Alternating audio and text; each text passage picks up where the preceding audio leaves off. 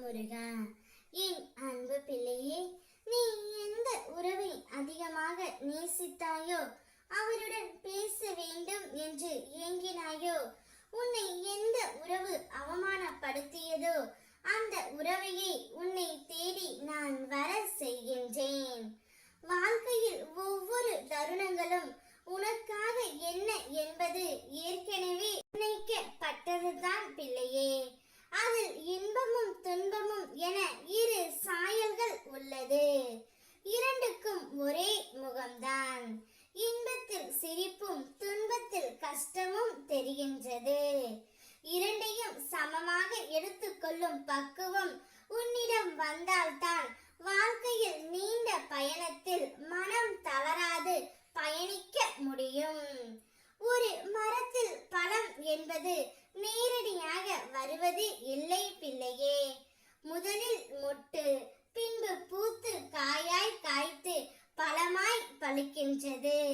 ஒரு பழம் என்ற முழு வடிவில் பெறவே அதற்கு இத்தனை பருவங்கள் தாண்டித்தான் பயணித்து வர வேண்டும். அப்படி இருக்கையில் நீ மனிதனாக பிறந்ததற்கு எவ்வளவு புண்ணியம் செய்தாயோ இந்த ஜென்மம் எடுத்ததற்கு. எதையும் சட்டென்று முடிவு செய்யாதே, நிதானமாக யோசித்து செயல்படு. பிறகு எந்த ஒரு முடிவையும் எடு பிள்ளையே. அன்பை மட்டும் யாரிடமும் தானமாக கேட்காதே. உன்னால் முடிந்தவரை அன்பை கொடு. அதே அன்பு பிறரும் கொடுக்க வேண்டும் என்று நினைக்காதே. உனக்கான நல்லது மட்டுமே உன் முருகனப்பா நான் செய்வேன். நீ எந்த உறவை தேடி சென்று அவர்கள் என்னிடம் பேச வேண்டும் என்று என்னிடம் மண்டியிட்டு வேண்டிக் கொண்டாயோ, அதே உறவை உன்னிடம் கொண்டு வந்து நான் சேர்க்க போகின்றேன். இத்தனை நாட்களாக நீ தேடி சென்ற அந்த உறவை உன் கண் முன் நான் இப்பொழுது கொண்டு வர போகின்றேன் தங்கமே.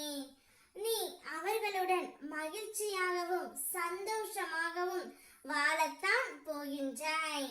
அதை உன் முருகனப்பா பார்த்து சந்தோஷப்பட போகின்றேன்.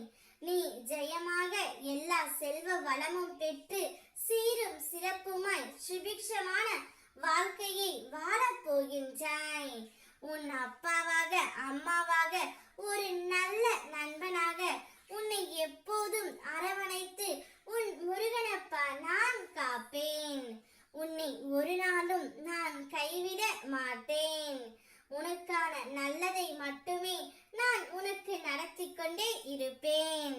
நல்லதே நினை, நல்லதே நடக்கும். ஓம் முருகா.